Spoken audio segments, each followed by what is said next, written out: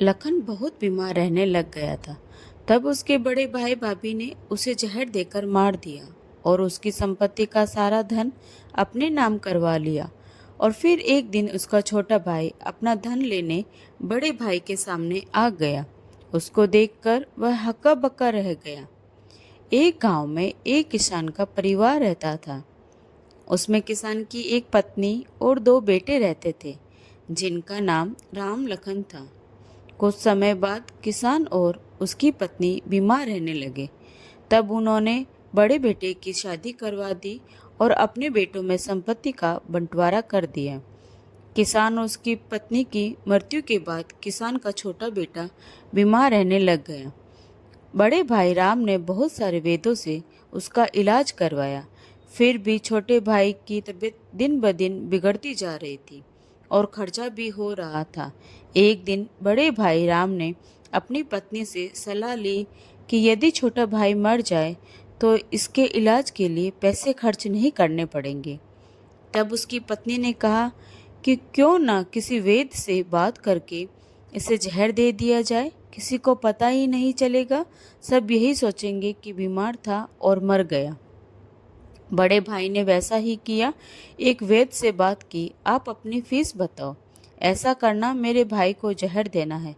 वैद्य ने पैसों के चक्कर में आकर उसकी बात मान ली और लखन को जहर दे दिया और लखन की मृत्यु हो गई। उसके भाई भाभी ने खुशी मनाई कि हमारे रास्ते का कांटा हट गया, अब सारी संपत्ति अपनी हो गई। कुछ समय पश्चात राम को लड़का हुआ।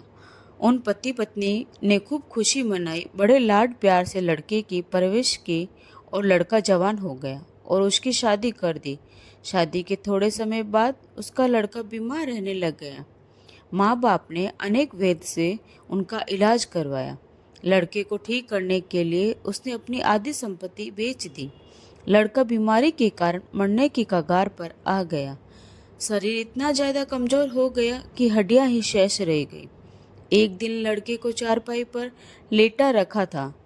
उसके उसके पिता अपने पुत्र की ये दयनीय हालत देखकर दुखी होकर उसकी ओर देख रहा था। तभी वह अपने पिता से बोला कि भाई राम, अपना सब हिसाब हो गया है, बस अब कफन और लकड़ी का हिसाब बाकी है, उसकी तैयारी कर लो। यह सुनकर उसके पिता ने सोचा कि बीमारी के कारण दिमाग काम नहीं कर रहा और बोला, मैं तेरा बाप हूँ, भाई नहीं। तब लड़का बोला, मैं आपका वही भाई लखन हूँ जिसे आपने जहर खिलाकर मरवाया था। जिस संपत्ति के लिए अब वो मेरे इलाज के लिए आधी बिक चुकी है, अब आपकी शेष है, हमारा हिसाब हो गया। और उसका पिता फूट फूट कर रोते हुए बोला कि मेरे तो कुल का नाश हो गया। इसीलिए कहते हैं कि कोई भी कर्म करने से पहले ये याद रखें कि भगवान यहाँ ही सब लेखा जोखा पूरा कर देता है। आपको ये कहानी कैसी लगी, प्लीज़ कमेंट करके ज़रूर बताएं। अगर अच्छी लगी हो तो लाइक, शेयर और सब्सक्राइब जरूर करें। Thanks for watching.